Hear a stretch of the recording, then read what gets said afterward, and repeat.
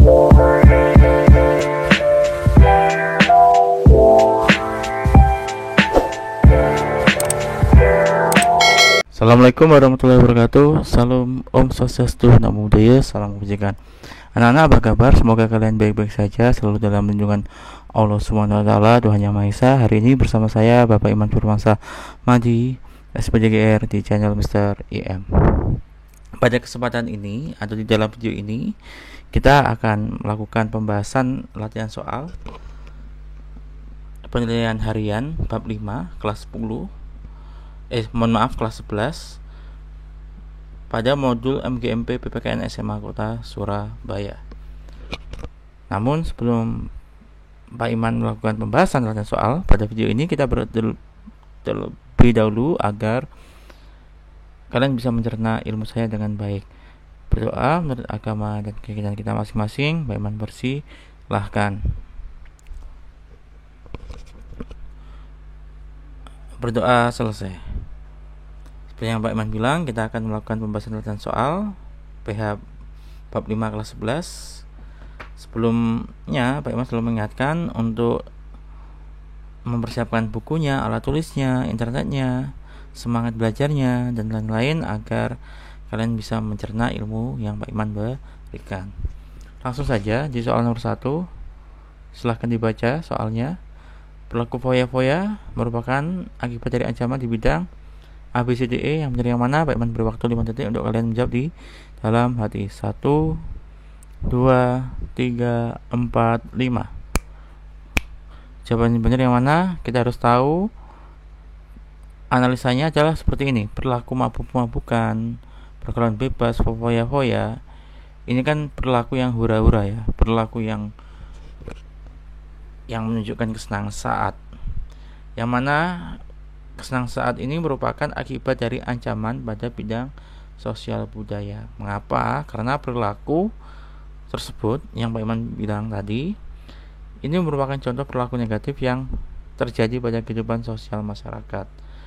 Itu yang pertama. Yang kedua, perilaku tersebut tidak mencerminkan atau tidak sesuai dengan budaya asli bangsa Indonesia. Karena kita tahu budaya asli bangsa Indonesia itu menekankan religisme, ya kan? Menekankan gotong royong, menekankan kemanusiaan, menekankan keadilan, seperti itu. Sehingga ini perilaku yang ada di soal nomor 1 itu tidak sesuai dengan budaya asli bangsa Indonesia.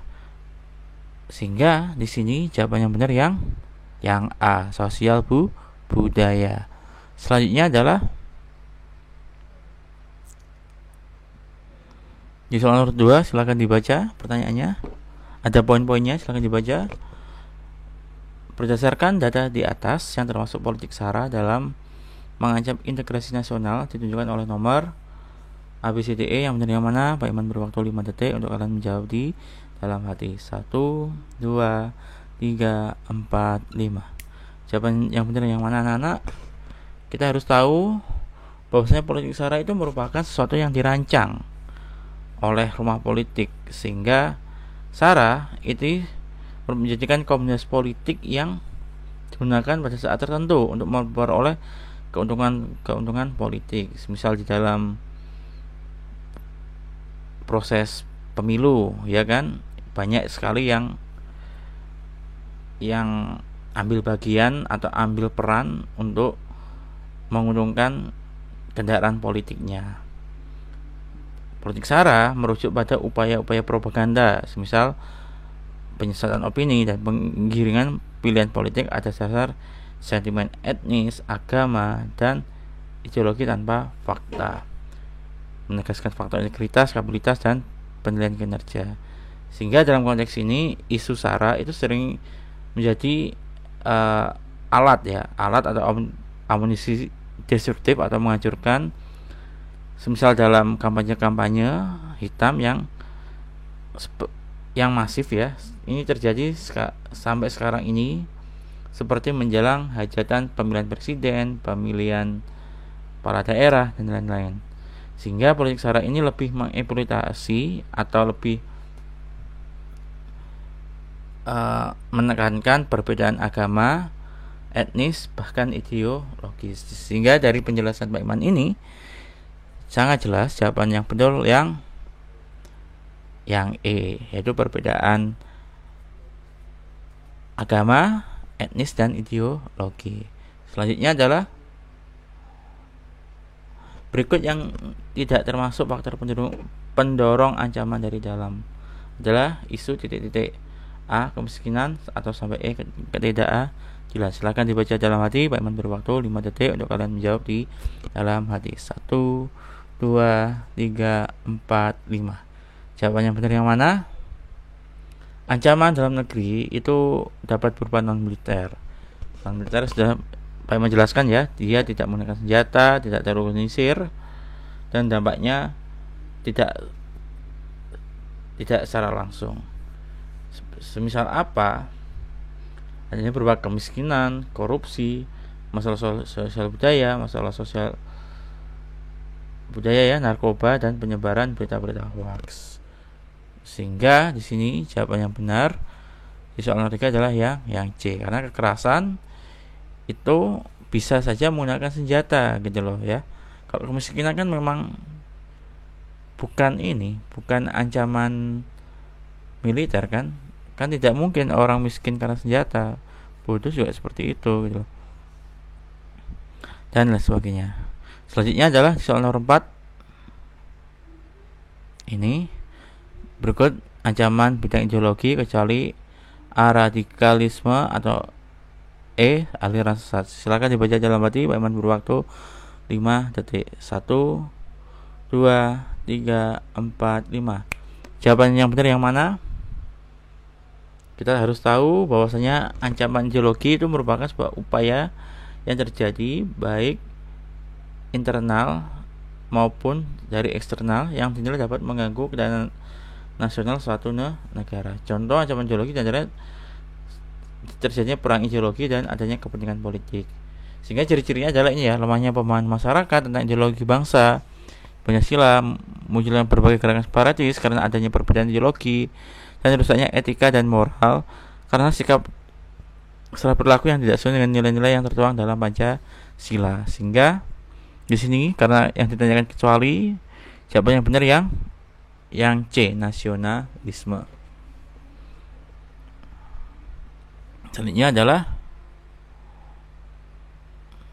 berikut yang bukan hambatan dalam mencapai integrasi nasional ialah AKKN atau sampai E, diskriminasi bangsa. Silahkan dibaca dalam hati. Pak Iman beri waktu 5 detik untuk kalian menjawab di dalam hati. 1, 2, 3, 4, 5. Jawaban yang benar yang mana? Ini ya, faktor penghambat integrasi nasional ada 1, 2, 3, 4. Silahkan dibaca sendiri. Yang mana dari keempat poin yang ada di bawah saat ini, yang benar yang A, menunjukkan jawaban yang benar yang A. Jadi 05 yang A. Selanjutnya adalah di soal nomor 6. Berikut sistem politik kekuasaan politiknya secara efektif dipegang oleh satu kelompok atau golongan masyarakat disebut A, politik Indonesia Bersatu, atau sampai E, original politik. Silakan dibaca dalam hati. Pak Iman beri waktu 5 detik untuk kalian menjawabnya. 1, 2, 3, 4, 5. Jawaban yang benar yang mana?